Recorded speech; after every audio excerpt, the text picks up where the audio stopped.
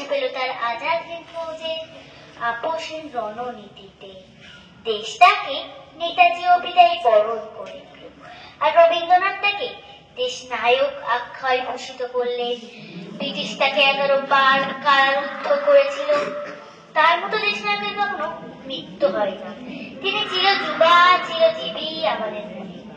আজ তার জন্মদিনের আগের মুহূর্তে শোভনা ঘোষের একটি কবিতায় আমাদের নেতাজি স্মরণ। প্রিয় নেতাজি, অনেকদিন ধরে ভাবছিলাম তোমাকে একটা চিঠি লিখবো, কিছুতেই আর হয়ে উঠছিল না। আজ কোনো একটা ঘটনার নিরিখে তোমাকে চিঠি লিখতে বসলাম। ছেলেবেলায় আমাদের দোতলার ড্রয়িং রুমে তোমার ছবি, জন্মদিনে পেতাম বই, সেখানেও তুমি। বাবার গল্পে তোমার বিরক্ত, দেখতে দেখতে শুনতে শুনতে আমিও তোমার ভক্ত। বাবা বলতেন ইন্ডিয়াতে আর একজন নেতাজির দরকার ছিল।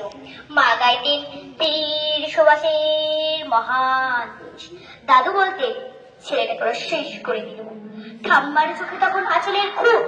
এসবের মধ্যে বড় আমিও কেমন একটা ঘড়ির মধ্যে থাকতাম, ভাবতাম পারতে, তুমি সব পারতে, যদি আর একবার আমাদের মধ্যে তোমাকে পেতাম। আজ উত্তর 40 বার একই ঘোর। তুমি পারতে, কেননা দেশের মাটিতে দেশপ্রেমের মতো জোরালো একটা ঝাঁকুনি দেওয়ার ক্ষমতা তখন আর কারোর ছিল না। এখন আছে কি? তোমার হারিয়ে যাওয়ার পর দেশে কত ভবিষ্যৎ হয়েছে, ভারতের পূর্ব পশ্চিম উত্তর দক্ষিণে কোনো বীর, কোনো সন্ত্র, কোনো দয়ালু বৃদ্ধকে দেখে ভুল করেছে সবাই। ছুটে গেছে তুমি মনে করি, কিন্তু ফিরেছে মাথা নেড়ে। তবু তোমাকে বাংলাশায় বুক বেঁচেছে। তুমি তো শুধু পশু বাড়ির নাও, গোটা ভারতবর্ষের কোঠার হীরক, যারা আরো শুদ্ধতা কালোকে সাদা করতে পারে। এই বিশ্বাসে ভর করে সবাই ভেবেছিল তুমি আসবেই আসবেই, কিন্তু কেটে গেল অনেকগুলো বছর, পেরিয়ে এলাম জীবনের অনেকগুলো খুঁজি। তুমি এখন বিমান বন্দরে, সভা সমিতিতে, রিসার্চ ব্যুরোতে, এমনকি ছেলের নামকরণে। শুধু শুধু হৃদয় যেন দোলা দেয় না। জানো তো, তোমার জন্মদিনটা এখন সবাই ছুটির দিন বলে আয়েশ করে উপভোগ করে। আর ছেলেরা তারা তো দেশের থেকে বিদেশের খবরই বেশি রাখে, আর মেয়েরা তারাও স্বাধীনতার ভেলায় চড়ে হতচকিত। শুধু মাটিটা এখনো কাঁদে, সেই কান্না যেন ভূমিকম্প, খরা, আলিন ও বন্যা হয়ে চারিদিক ভাসিয়ে দেয়।